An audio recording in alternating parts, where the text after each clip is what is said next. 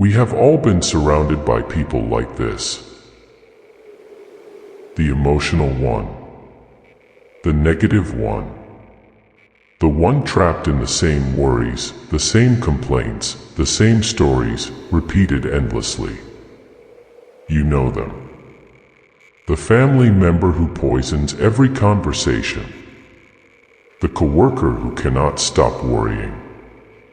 The person who built a life they secretly hate and now lives inside resentment.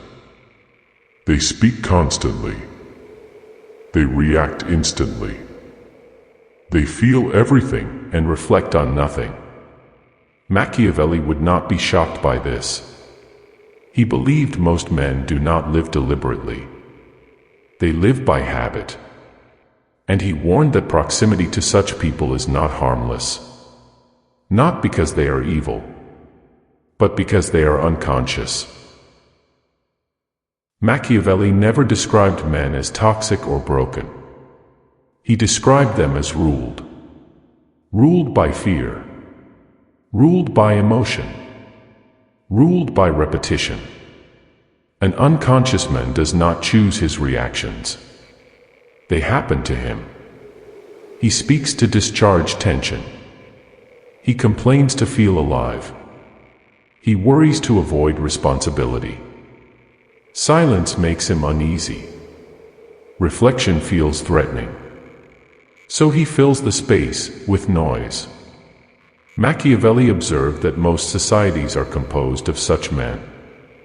The mistake is not encountering them.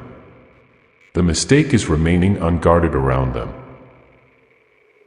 Why these people drain you?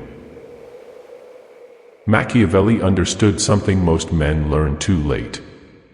Negativity does not require agreement to spread. It spreads through exposure. Listen long enough to fear, resentment, and complaint. And your nervous system begins to mirror it. You grow reactive, impatient, shortened in vision. Not because you believe them, but because your mind adapts to the environment. This is why a man can say almost nothing, remain calm, and still feel exhausted afterward. His words were protected. His attention was not. What Machiavelli would not do. Machiavelli would not argue with unconscious men. Argument assumes reason is present. It often is not. He would not try to correct them. Correction provokes defense. He would not mock them internally. Contempt clouds judgment. And he would never label himself superior. Superiority creates blindness.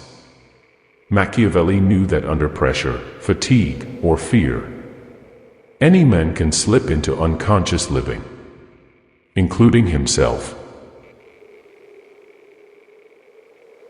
What Machiavelli would do instead? 1. Limit exposure without drama. Machiavelli believed proximity must be managed. He would shorten conversations.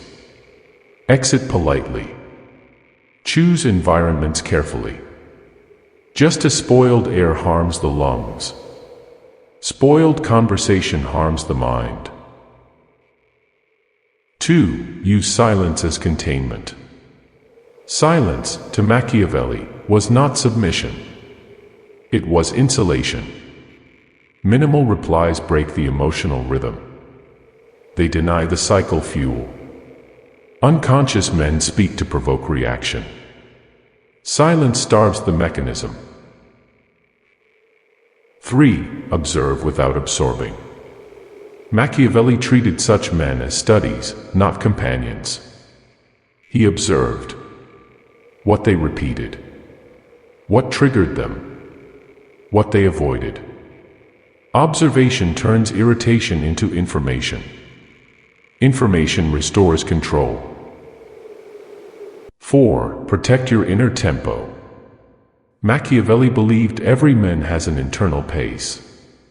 Unconscious men impose theirs, anxious, fast, reactive.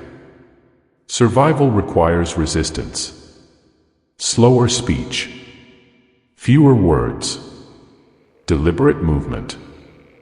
This preserves sovereignty. Men do not change when confronted. They change when consequences accumulate. Trying to awaken unconscious men drains energy and creates resentment. Worse, it produces false responsibility. Machiavelli rejected this. A man is responsible for his conduct, not for rescuing others from their patterns.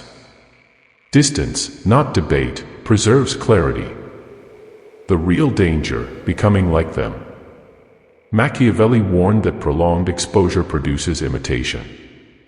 The man begins to complain more. React faster. Seek distraction. He mistakes emotional discharge for honesty. This is the real threat. Not the people themselves, but the gradual lowering of one's own standards. Final counsel: how to live among them without losing yourself. Machiavelli would not tell a man to isolate completely. Unconscious men are unavoidable. He would advise something colder and wiser. Strengthen position. Reduce exposure. Preserve inner order. Silence is not weakness. Distance is not cruelty. They are tools of survival. And the man who remains calm, deliberate, and internally sovereign, while surrounded by those who cannot, has already achieved quiet power.